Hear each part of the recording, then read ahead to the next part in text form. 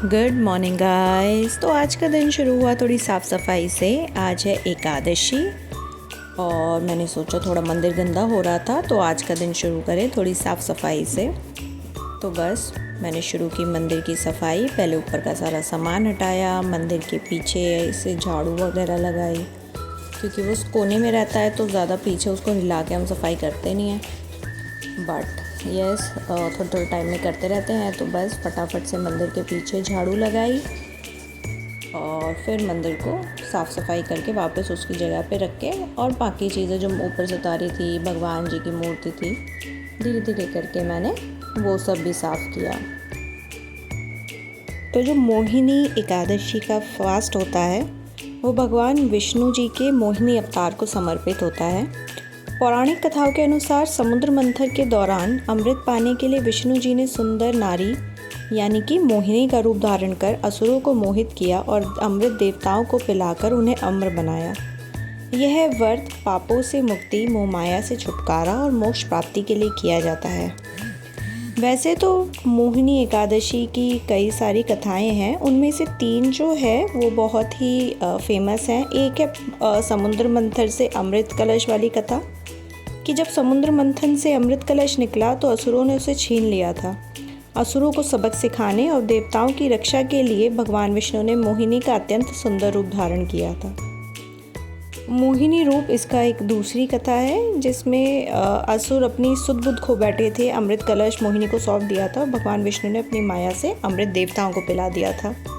और तीसरा जो इसकी बहुत ही फेमस, मैंने भी ऑनलाइन देखी है, हर जगह आती है, दृष्ट बुद्धि की कथा। ये पुराने समय के राजा के बेटे के ऊपर है कथा, जो मोहिनी व्रत करता था। पहले बहुत बिगड़ा हुआ था, फिर मोहिनी व्रत करा उसने एकादशी का और फिर उसके पाप ख़त्म हुए। तो हाँ, ये कुछ कथाएं हैं जो बहुत फेमस हैं। और ये क्यों मनाते हैं? क्योंकि मोक्ष और पाप मुक्ति का इसको वो माना जाता है। इस व्रत को रखने से आपके मोक्ष मिलते हैं और पाप की मुक्ति होती है, मोह माया से मुक्ति होती है और कष्टों का निवारण होता है। इस दिन भगवान विष्णु जी की पूजा की जाती है। मोहिनी रूप की कथा सुनने से 1000 गायों के दान के बराबर का फल मिलता है।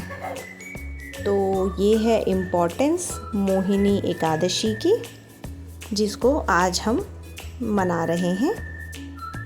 तो बहुत ही सिंपल, वही हर एकादशी पे कुछ चीज़ें नॉर्मल कॉमन होती हैं कि आप सुबह उठ के पूजा कीजिए, मंदिर साफ़ सफाई करके भगवान का नाम लीजिए। और अगर आप निर्जला कर रहे हैं तो निर्जला, नहीं तो आप फलाहार कर रहे हैं तो फलाहार, जिसमें आप पानी पी सकते हैं, फल खा सकते हैं, तो ऐसा फास्ट कर लीजिए। उसके अलावा बस पूरे दिन अपने मन को अच्छा रखिए, यही सब करेंगे। और अगर आप करते हैं तो ये आपको पता ही होगा, नहीं करते जैसे मैंने अब कुछ सालों से करना शुरू किया है, तो मेरे लिए भी रीसेंट डिस्कवरीज़ हैं। बट हाँ, पढ़ के इनके बारे में गूगल पे, यूट्यूब पे वीडियोस देख के भी मुझे समझ आता है कि क्या क्या कर सकते हैं, क्या क्या नहीं करना होता। तो हाँ, ये होता है मोहिनी एकादशी का फ़ायदा और इस तरह से करा जाता है व्रत।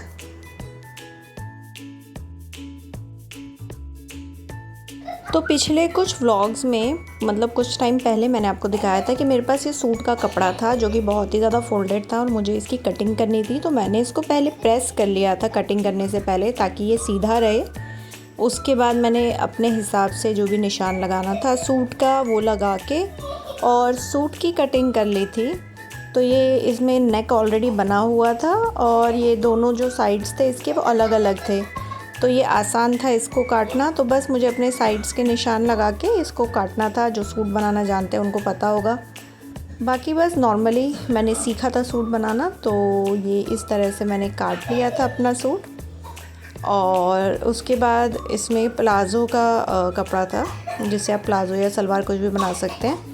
तो मैंने इसका प्लाज़ो बनाया था और इस बार मैंने ट्राई किया कि मैं प्लाज़ो में जेब भी लगा पाऊँ।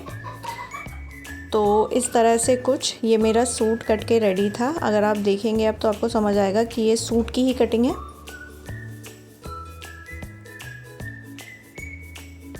और ये था इसका प्लाज़ो का कपड़ा। तो मैंने फ्रंट साइड हम पहले काट लेते हैं, उसके बाद बैक साइड को थोड़ा सा बड़ा करके काटना होता है। तो ये ऐसा कुछ सूट बन के तैयार हुआ है और पॉकेट भी लगा दी है मैंने। तो ये था साफ़ सफाई करने के बाद मेरा मंदिर, और ये है मेरे लड्डू गोपाल सुंदर सुंदर से। और आज मैंने काम लिया कि मैं कुछ हेल्दी और कुछ मीठे का ऑप्शन बनाऊं जिसमें चीनी ना हो। तो ये मैंने डेट्स मंगाए और पहले इनको डीसीड कर लिया, मतलब इनके बीज निकाल दिए, और उसके बाद घी डाल के पैन में मैंने इन्हें पका दिया। अब पकाएंगे कैसे, आपको कैसे पता चलेगा, इनसे एक बहुत ही अच्छी खुशबू आने लग जाएगी और आप देखेंगे तो इनका कलर हल्का हल्का चेंज हो जाएगा। अगर आपको वो दूसरे वाले डेट मिले जो ज़्यादा गीले गीले से होते हैं तो वो बहुत अच्छे हैं, अगर ये ना मिले तो ये भी चल जाते हैं। उसके बाद मैंने इनको निकाल लिया फ्राई करके दूसरी प्लेट में, और सेम पैन में मैंने ड्राई फ्रूट ऑलरेडी कल काट के रखे थे। तो इसमें है काजू, बादाम और पिस्ता।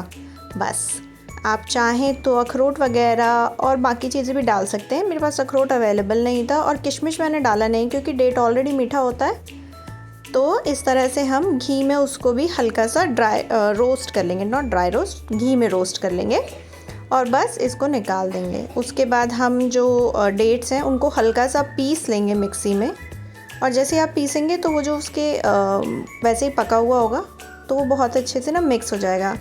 बस हल्के गरम को ही मिक्सी से निकाल के, और आपको तुरंत ही उसमें ड्राई फ्रूट्स मिला के उसके लड्डू या बर्फ़ी जैसे भी आप शेप देना चाहें, लड्डू की शेप देना थोड़ा इजी है तो आप लड्डू की शेप दे सकते हैं। और इस तरह से ड्राई फ्रूट के आपके लड्डू रेडी हैं। बहुत ही अच्छे और मीठे बने हैं ये, जबकि इनमें कुछ चीनी, कुछ मैंने ऐसे आर्टिफिशियल यूज़ नहीं किया, बस 4 चीज़ों से बना है, 5 चीज़ों से।